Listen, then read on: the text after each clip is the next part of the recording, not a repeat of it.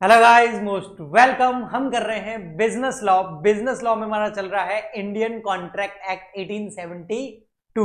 इस एक्ट का आज हम चैप्टर नंबर 7 स्टार्ट कर रहे हैं। 6 चैप्टर्स में ऑलरेडी अपलोड कर चुका हूं। आई होप आपने वो देख लिए होंगे, प्लेलिस्ट उसकी बन रखी है।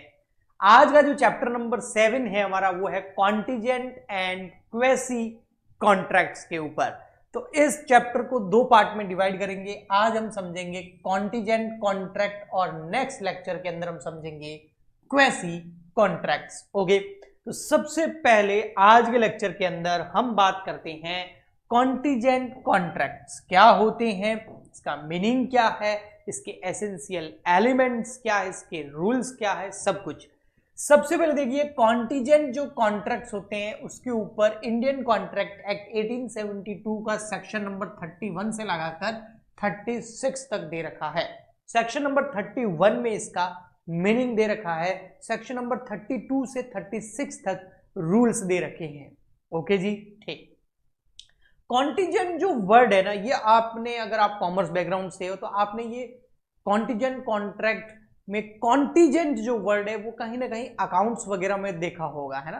कॉन्टिजेंट लायबिलिटीज होती है। तो यहां पर कॉन्ट्रैक्ट को पहले रहने देते हैं, एक बार समझते हैं कॉन्टिजेंट जो वर्ड है इसका मतलब क्या है। इसका मतलब हो गया संदिग्ध, डाउटफुल, जहां थोड़ा डाउट है। अब किस चीज की संदिग्धता, किस चीज का डाउट? किसी इवेंट जो कि फ्यूचर में होने वाला है उसकी अनसर्टेनिटी का, यानी कि फ्यूचर में कोई घटना के घटित होने की संभावना में अगर संदिग्धता हो, ये तो प्योर हिंदी हो गया। अगर इंग्लिश में देखिए, कोई फ्यूचर में कोई एक ऐसा इवेंट, ऐसी घटना जो हो भी सकती है और नहीं भी हो सकती है, इस चीज की अनसर्टेनिटी है, यानी कि अनिश्चितता है, उसको हम बोलते हैं कॉन्टिजेंट कॉन्ट्रैक्ट या इवेंट। ओके जी, मीनिंग देखते हैं। What is a contingent contract? What is a contingent contract? तो देखिए, a contingent contract is an agreement. अब यहां पर एग्रीमेंट क्या होता है ये आपको पता होना चाहिए ना, क्योंकि चैप्टर नंबर 1 में बताया, 2nd 3rd में भी हमने पढ़ा। तो मैं वही कह रहा हूं, ये सारे चैप्टर अगर कंटिन्यूस देखोगे, है ना, तो आपको ज्यादा समझ में आएगा अच्छे से। एकदम से ये चैप्टर उठा के देखोगे थोड़ा सा मुश्किल हो सकता है। तो एग्रीमेंट में क्या क्या होता है? ऑफर होता है। तो जो कॉन्टिजेंट कॉन्ट्रैक्ट है ना, ये इसके अंदर एग्रीमेंट होता है, यानी कि कॉन्टिजेंट कॉन्ट्रैक्ट के अंदर भी ऑफर होता है, एक्सेप्टेंस होती है, यानी कि प्रॉमिस होता है। इसके अलावा फिर वैलिड कंसिडरेशन भी होता है, तब जाके एग्रीमेंट बनता है ना। तो एक ऐसा एग्रीमेंट, यानी कि जिसके अंदर ऑफर भी है, एक्सेप्टेंस भी है, कंसिडरेशन भी है, टू डू, किसी काम को करने का, और नॉट टू डू, यानी किसी काम को न करने का, something only if a future uncertain event happens or does not happens। देखो, एक ऐसा ऑफर, एक ऐसी एक्सेप्टेंस, एक ऐसा कंसीडरेशन, यानी कि एक ऐसा एग्रीमेंट जो किसी काम को करने का और ना करने का है, बट वो फ्यूचर में होने वाले किसी इवेंट पर डिपेंड करता है, और वो इवेंट जो है वो एक्सटर्नल फोर्सेस से होगा, यानी कि ना ऑफरर ना ऑफरी, दोनों के ही हाथ में नहीं है उसको कंट्रोल करना। वो फ्यूचर में होने वाली कोई घटना अनसर्टेन है, उस इवेंट के होने और ना होने पे डिपेंड करता है कि ये कॉन्टिजेंट जो है कॉन्ट्रैक्ट, ये कॉन्ट्रैक्ट बनेगा, परफॉर्म करेगा या नहीं करेगा। तो यहां पर आप समझिए, देखो, ऑफर भी है, एक्सेप्टेंस भी है, यानी कि प्रॉमिस है बिल्कुल, जो कि नॉर्मल कॉन्ट्रैक्ट में भी होता है, कंसीडरेशन भी है जो कि नॉर्मल कॉन्ट्रैक्ट में होता है, एनफोर्सिबिलिटी यानी कि वो भी नॉर्मल कॉन्ट्रैक्ट में होती है। बट कॉन्टिजेंट कॉन्ट्रैक्ट और नॉर्मल कॉन्ट्रैक्ट में ये डिफरेंस है कि कॉन्टिजेंट कॉन्ट्रैक्ट में जो कॉन्ट्रैक्ट की परफॉर्मेंस है वो डिपेंड करती है फ्यूचर में होने वाले किसी अनसर्टेन इवेंट, यानी कि अनिश्चित घटना के ऊपर, और वो इवेंट का कंट्रोल पार्टीज के पास में नहीं है, वो एक्सटर्नल फोर्सेस से होगा। एग्जाम्पल देखिए यहां पर, and that future event is collateral, यानी कि external to the promises themselves, यानी कि जो प्रोमिसेस की हुई है ना उनके कंट्रोल में नहीं है, एक्सटर्नली होगा। जैसे यहां पर बहुत अच्छा एग्जाम्पल दिया हुआ है, देखिए, आई will pay 1 lakh to B if B's house is burn. मतलब इंश्योरेंस से रिलेटेड आप जितने भी कॉन्ट्रैक्ट देखते होंगे ना, वो कॉन्टीजेंट कॉन्ट्रैक्ट होते हैं।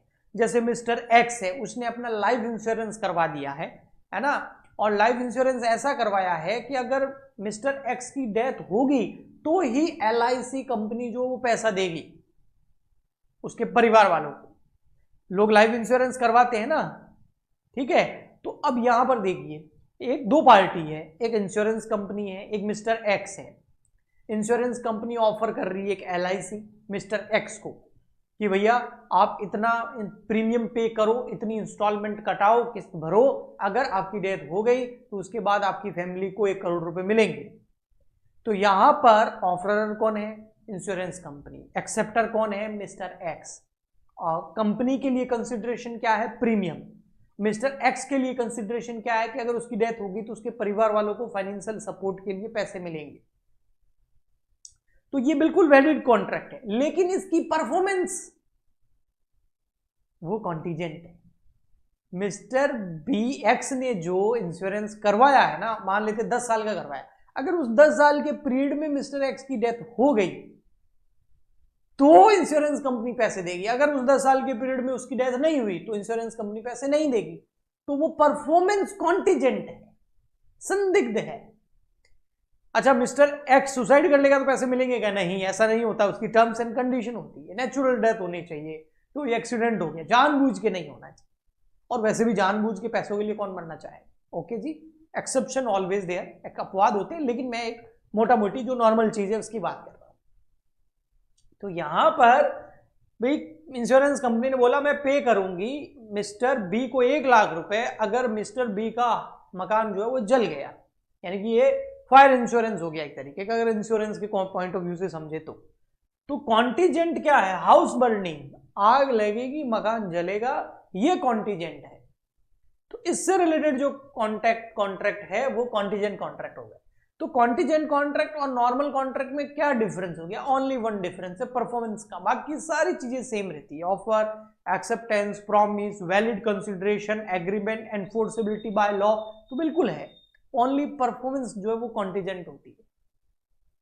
ओके, वो फ्यूचर में होने वाले किसी इवेंट के ऊपर डिपेंड करती है, और इवेंट का कंट्रोल किसी पार्टी के नहीं होता पास, एक्सटर्नल फोर्सेस से होता है। आई होप आपको अच्छे से समझ में आ गया होगा। अब मैं ज्यादा यहां पर टाइम वेस्ट नहीं करूंगा, मैं आगे चलेंगे। ये अभी जैसे डिफरेंस जो होता है ना कॉन्टीजेंट में और कंडीशन में, वो फर्क होता है। देखो, कंडीशंस हो सकती है, कॉन्टीजेंट कॉन्ट्रैक्ट अलग होते हैं, कंडीशनल कॉन्ट्रैक्ट अलग होते हैं। फॉर एग्जाम्पल के लिए यहां पर I will deliver the goods, you will be पे आफ्टर इंस्पेक्शन। मतलब ये क्या है? जैसे हम कैश ऑन डिलीवरी COD मंगाते हैं ना, बहुत सारा जो ऑनलाइन वेबसाइट्स है, शॉपिंग वेबसाइट्स है, वहां से हम कोई भी प्रोडक्ट मंगाते हैं तो वहां पर COD का कई बार ऑप्शन होता है, कैश ऑन डिलीवरी। वो कंडीशन हो गई कि भैया आप गुड्स डिलीवर करोगे, मैं आपको पैसा दूंगा। तो ये क्या कॉन्टीजेंट कॉन्ट्रैक्ट है? नहीं, ये कंडीशनल कॉन्ट्रैक्ट हो गई। ये नॉर्मल है, एक कॉन्ट्रैक्ट है, उसमें कंडीशन लगी हुई है, क्योंकि यहां पर कुछ भी ऐसा नहीं है जो भी किसी इवेंट के ऊपर डिपेंड करता हो। ओके, नेक्स्ट आता है हमारा एसेंशियल मस्ट बी प्रेजेंट। भाई ये एसेंशियल्स जो है एक कॉन्टीजेंट कॉन्ट्रैक्ट में होने चाहिए। क्या? फ्यूचर इवेंट, परफॉर्मेंस फ्यूचर में होगी और फ्यूचर में किसी घटना के इवेंट के होने पर होगी, है ना। तो ये फ्यूचर इवेंट जरूरी है। इवेंट मस्ट बी कोलेटरल, वो जो इवेंट होने वाला है वो दोनों पार्टी के कंट्रोल में नहीं होगा, वो एक्सटर्नली होगा। Okay, next, not mainly the promisors will. Promisors जो है, ऑफरर जो है, उसकी इच्छा अनुसार नहीं होना चाहिए। जैसे मिस्टर ए बोल रहा है मिस्टर बी को कि मैं तुम्हें वादा करता हूं, मैं तुम्हें 50,000 रुपए दूंगा, पर जब मेरी इच्छा होगी तब दूंगा। क्या ये कॉन्ट्रैक्ट हुआ? कॉन्टीजेंट तो बिल्कुल नहीं है। अरे इच्छा होना ये तो उसके हाथ में ना। ओके, ये इवेंट इच्छा को इवेंट थोड़ी हुआ। ओके, तो ऐसे नहीं होना चाहिए। Event must be uncertain, future में होना चाहिए और अनसर्टेन होना चाहिए। Event must be uncertain. Uncertainty मतलब अनिश्चितता है, वो घटना हो भी सकती है और नहीं भी हो सकती है, एक्सटर्नल फोर्सेस के ऊपर डिपेंड करता है। ओके जी, नेक्स्ट आते हैं हमारे रूल्स जो मैंने आपको बोले थे। सेक्शन नंबर 31 में हमें मीनिंग समझा, सेक्शन नंबर 32 से लगाकर 36 तक ये है rules of enforcement of a contingent contract. अगर कॉन्टिजेंट कॉन्ट्रैक्ट को एनफोर्स करना है तो उससे रिलेटेड कुछ रूल्स हैं, ये रूल्स अगर होंगे तो ही कॉन्टिजेंट कॉन्ट्रैक्ट बोला जाएगा और वो अप्लाई होगा, इंप्लीमेंट होगा, एनफोर्सिबिलिटी होगी, अदरवाइज वो कॉन्ट्रैक्ट वॉइड हो जाएगा। क्या है आइए देखते हैं, ये अच्छे से समझना थोड़ा, ठीक है, ध्यान देना। तो इसमें रूल्स में सबसे पहले सेक्शन नंबर 32 आता है। सेक्शन नंबर 32 के अंदर जो रूल है वो क्या है, contingent contract depend on the happening of a future uncertain event. अगर फ्यूचर में कोई अनसर्टेन इवेंट, कोई घटना घटित होगी तो ये कॉन्ट्रैक्ट परफॉर्म करेगा, अदरवाइज ये कॉन्ट्रैक्ट वॉइड हो जाएगा। फॉर एग्जांपल के लिए यहां देखिए, ए प्रोमिसेस टू पे 50,000 to B if B's house is destroyed by fire. तो किसी घटना के, इवेंट के परफॉर्म तभी करेगा जब कोई इवेंट, कोई घटना घटित होगी, है ना। देखो साफ साफ लिख, happening of a future uncertain event, uncertain है आग लगना, और ये की इवेंट है, जब ये होगा तो ही वो कॉन्ट्रैक्ट परफॉर्म करेगा, अदरवाइज वॉइड हो जाएगा। ओके, तो यहां पर नीचे साफ साफ समझाया हुआ, इफ बीज हाउस बर्न, अगर बी का आग घटना, आग लग जाती है, मकान जल जाता है आग से, ए मस्ट पे, उस समय ए पे करेगा और कॉन्ट्रैक्ट जो है वो एनफोर्सेबल हो जाएगा, अदरवाइज कॉन्ट्रैक्ट एनफोर्सेबल नहीं होगा अगर उसका मकान नहीं जलता है तो। मिस्टर एक्स की डेथ हो गई, ये इवेंट हैपनिंग होगा, इवेंट होगा, घटना घटित होगी तो इंश्योरेंस कंपनी पैसे देगी। तो किसी घटना के, इवेंट के घटने पर, उसी इवेंट के होने पर डिपेंड करता है तो ही एनफोर्सेबिलिटी होगी, अदर वो इवेंट नहीं होगा तो एनफोर्सेबल है ही नहीं, वॉइड हो जाएगा कॉन्ट्रैक्ट। आपको समझ में आया ना, क्योंकि एग्रीमेंट में जब एनफोर्सिबिलिटी होती है तो कॉन्ट्रैक्ट बनता है, तो एनफोर्सिबिलिटी किसी इवेंट के होने पर डिपेंड करती है। ओके, अच्छा, कुछ केसेस के अंदर ये जो सेक्शन नंबर 33 है वो बोलता है contingent contract depending on the non happening of event. ऐसे भी कॉन्टिजेंट कॉन्ट्रैक्ट हो सकते हैं जो किसी घटना के ना होने पर एनफोर्सेबल होगी, अगर घटना हो गई तो फिर एनफोर्सेबल नहीं होगी। तो जो फर्स्ट पॉइंट पढ़ा था 32 के अंदर, 33 उसका जस्ट उल्टा हो गया, वहां किसी घटना का होना जरूरी था या नहीं होना चाहिए। अगर तुम्हारा जो शिप है वो समुद्र से होके जा रहा है, अगर वो नहीं डूबा तो पैसे मिलेंगे। ओके, ठीक।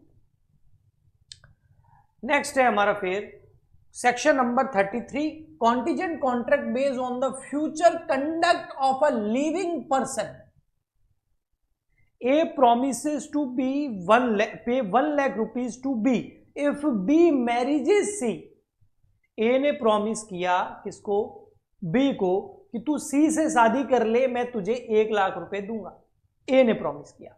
अब यहां पर B जब C से शादी करेगा तो 1 लाख रुपए A B को देगा, यानी कि B और C की जब शादी होगी तो 1 लाख रुपए A B को देगा, अदरवाइज नहीं देगा। कैसे, अगर सी किसी और से शादी कर ले, सी ने शादी कर ली डी के, उसे डी पसंद था, डी से प्यार था, वो डी के साथ भाग गई, तो इस भाग गई या भाग गया, तो इस केस के अंदर ये जो कॉन्ट्रैक्ट है ये वॉइड हो जाएगा, क्योंकि वो जो इवेंट है वो इम्पॉसिबल हो गया। तो यहां पर ये कॉन्ट्रैक्ट बेस करता है फ्यूचर में किसी लिविंग पर्सन के कंडक्ट यानी कि उसकी एक्टिविटी के ऊपर। ओके जी, ठीक। सेक्शन नंबर 35 और 36 वही है हैपनिंग ऑफ एन इवेंट और non happening of an event, but यहां पर टाइम पीरियड होगा। ओके, तो यहां देखिए आप, टाइम पीरियड वाला पॉइंट आ जाएगा यहां पर, ये देखो section number 35, contingent contract based on happening और non happening with a fix time. Okay, happening within a fix period, मतलब एक टाइम पीरियड में अगर किसी पर्सन की डेथ होगी तो LIC पैसा देगी, तो एक फिक्स टाइम पीरियड होगा, या एक फिक्स टाइम पीरियड में ये घटना घटित अगर नहीं होगी तो पैसे मिलेंगे। ओके, ठीक। बाकी वही है, हैपनिंग नॉट हैपनिंग वही है, ओनली एक टाइम इसमें फिक्स टेन्योर एक जोड़ दिया जाएगा, एक लिमिट आ गई। ओके, जैसे यहां पर देखिए एग्जाम्पल है, ए प्रोमिसेस टू पे बी 10,000। ए ने बोला बी को मैं तुम्हें 10,000 रुपए दूंगा if a ship return with in a 1 year. तो ये 1 ईयर क्या हो गया, ये हो गया फिक्स टाइम। और अगर रिटर्न कर जाता है, ये क्या हो गई, कोई इवेंट हो गया। अगर सिर्फ 1 साल के अंदर वापस जाके आ गया तो तुम्हें मैं 10,000 रुपए दूंगा। तो इवेंट हैपनिंग, लेकिन 1 ईयर एक फिक्स टाइम पीरियड इसमें जोड़ दिया गया है। और यहाँ है non happening with a fix time period, है ना, मतलब वो घटना इस टाइम पीरियड में नहीं होनी चाहिए। अगर तुम्हारा जहाज 1 साल के अंदर नहीं आया तो तुम्हें पैसे दो। ओके, तो ये हो गया हमारे सेक्शन 35 के अंदर टाइम पीरियड के साथ में। लास्ट है section number 36, that is contingent contract based on impossible event. ये कॉन्ट्रैक्ट वॉइड एब इश्यू होते हैं, स्टार्टिंग से खारिज होते हैं, ये कभी भी परफॉर्म नहीं कर सकते, इनके ऊपर कभी एनफोर्सिबिलिटी नहीं होगी, ये कॉन्ट्रैक्ट बनेगा ही नहीं। क्यों? क्योंकि आपने जो कॉन्ट्रैक्ट किया वो इम्पॉसिबल इवेंट पे किया है। ए बोल रहा है बी को, मैं तुम्हारे लिए कुछ भी कर सकता हूं, मैं तुम्हारे लिए चांद तारे तोड़ के लाऊंगा, इम्पॉसिबिलिटी इवेंट है ना। तो ये जो कॉन्ट्रैक्ट हो गया, ये कभी कॉन्ट्रैक्ट नहीं बनेगा, ये एग्रीमेंट ही रह जाएगा, एनफोर्सिबिलिटी हो ही नहीं सकती, वॉइड में इश्यू होता है। ओके, जैसे ए promises to pay 1 lakh if the sun rises in the west tomorrow. A promise कर रहा है कि 1 लाख रुपए दूंगा अगर कल सन वेस्ट से उगेगा। अब ये इम्पॉसिबल इवेंट हो गया। ओके जी, तो ये कॉन्ट्रैक्ट जो होते हैं वॉइड एंड इश्यू होते हैं, ठीक है।